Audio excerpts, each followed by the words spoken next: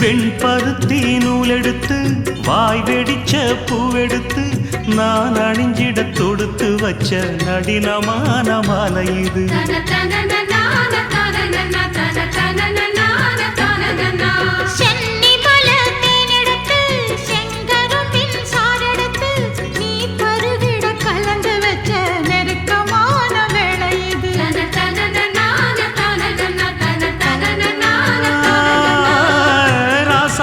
உடம்பிருக்கும் ரவிக்க துணி நானாக அன்னாடம் சூடி கொள்ள ஆசை வச்சாகாதா.